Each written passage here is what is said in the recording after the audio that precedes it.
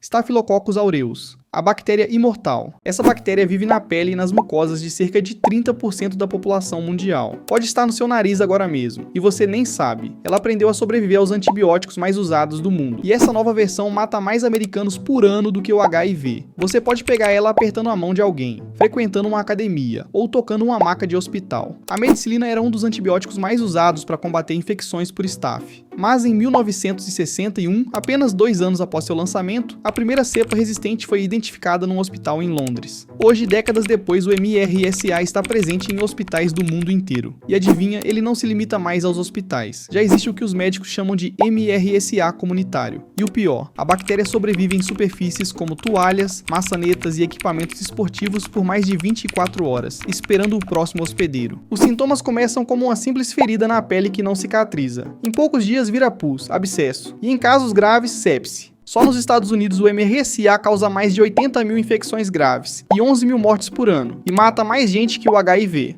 Eficiente, não é? Uma bactéria que aprendeu a sobreviver aos antibióticos enquanto a gente dormia.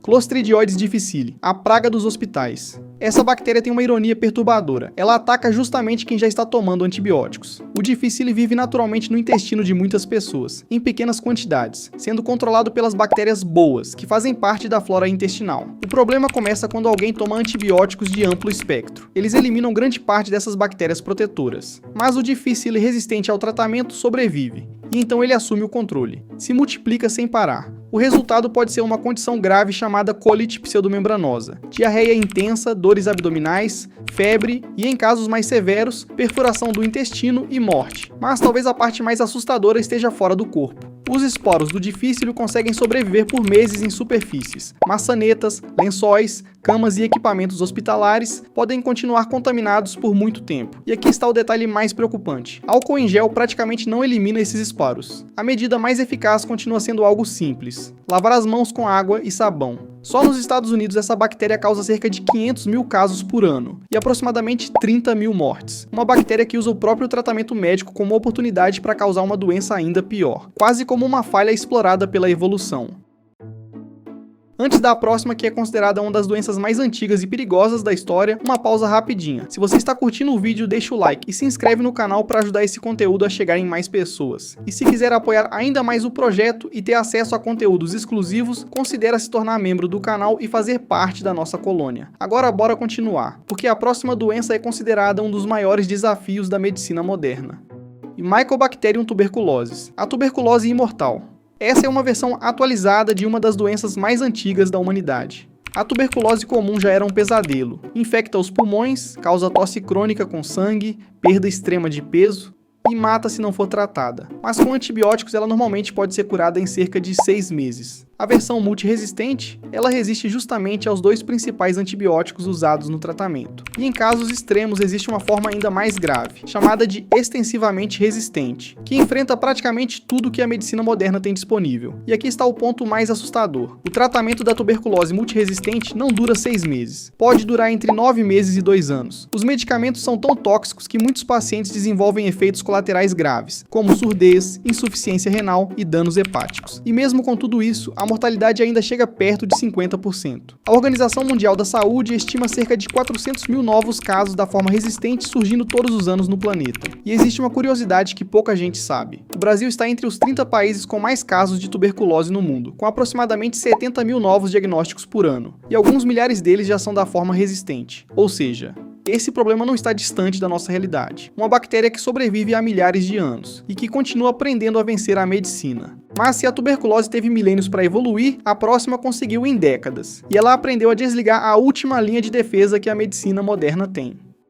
Klebsiella pneumoniae, o pesadelo das UTIs. Você já parou para pensar o que aconteceria se uma bactéria se tornasse resistente até aos antibióticos mais fortes que existem? Bem, já aconteceu. O próprio CDC, o Centro de Controle de Doenças dos Estados Unidos, classifica essa bactéria como uma das maiores ameaças urgentes à saúde pública. Os carbapenêmicos são a classe de antibióticos chamada de última linha. Quando todos os outros falham, são eles que entram em campo. E quando uma bactéria fica resistente a esses, você literalmente fica sem opções. A Klebsiella pneumoniae causa pneumonia grave, infecções urinárias e infecções sanguíneas. A versão resistente, a CRE, infecta principalmente pacientes em UTIs, em ventilação mecânica ou com catéter. bactéries. A boa notícia? Casos comunitários são raros. A má notícia: em pacientes hospitalares com infecção sanguínea por CRE, a mortalidade chega a 50%. Mesmo nos melhores hospitais do mundo, com toda a tecnologia disponível, metade dos infectados não sobrevive. A CRE é basicamente o que acontece quando uma bactéria comum aprende a desligar os últimos botões da medicina. E se você achou 50% de mortalidade alto, espera até ver a próxima, que ataca quem já está lutando por outros motivos. Pseudomonas aeruginosa, o pus verde fatal. Esse apelido vem de uma característica única. Ela produz pigmentos que deixam o pus das infecções com uma coloração verde azulada característica. Mas o pigmento é o de menos. Essa bactéria é naturalmente resistente a uma quantidade absurda de antibióticos. E quando ela encontra uma situação favorável, evolui para ficar resistente ao resto. Ela ataca principalmente pessoas com defesas imunológicas comprometidas, pacientes com queimaduras graves, com fibrose cística, em UTI, em hemodiálise, ou seja, gente que já está lutando por outros motivos. Em pacientes com fibrose cística, ela coloniza os pulmões de forma crônica e é uma das principais causas de morte da doença. Um detalhe perturbador: a Pseudomonas adora água, sobrevive em torneiras, em equipamentos hospitalares, em piscinas mal cloradas, em produtos cosméticos. Já houve surtos hospitalares causados até por shampoos contaminados. E tem mais, ela é mestre em formar biofilmes, comunidades de bactérias grudadas em superfícies, protegidas por uma camada quase impossível de penetrar. Por isso ela coloniza catéteres, válvulas cardíacas e implantes, transformando dispositivos médicos em verdadeiras fortalezas bacterianas. Ela não precisa ser ingerida, basta um catéter contaminado, ou água entrando em uma ferida. Bizarro, não é? Uma bactéria que vive na água, deixa o pus verde e mata pacientes já debilitados em UTIs do mundo inteiro. Mas tem uma próxima nessa lista que é ainda mais perturbadora. Uma bactéria que ganhou fama em uma guerra e que hoje é considerada uma das 3 ameaças críticas pela OMS.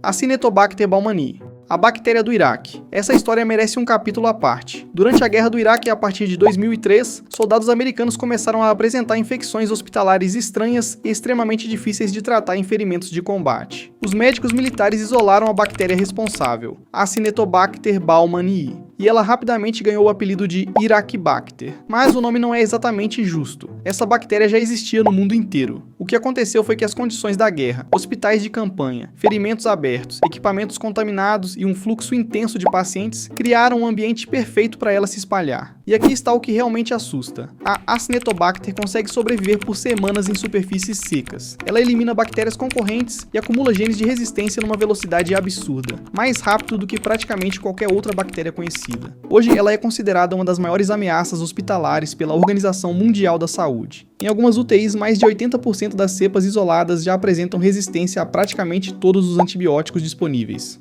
Os sintomas podem incluir pneumonia, infecções na corrente sanguínea e até meningite. Em pacientes mais graves, a taxa de mortalidade pode chegar a 60%. Uma bactéria que aprendeu a sobreviver onde quase nada mais sobrevive, que saiu dos hospitais militares da guerra para as UTIs do mundo inteiro e que mais de 2 décadas depois continua sendo um dos maiores pesadelos da medicina moderna. Se você curtiu descobrir essas super bactérias que desafiam até os antibióticos mais poderosos, se inscreve no canal porque toda semana tem vídeo novo explorando esse mundo invisível que vive ao nosso redor. Deixa o like para eu saber se você quer uma parte 2. E me conta aqui nos comentários, qual dessas 6 mais te assustou? E um agradecimento especial a todos os primeiros membros da colônia. Muito obrigado pelo apoio. Valeu demais. A gente se vê no próximo vídeo.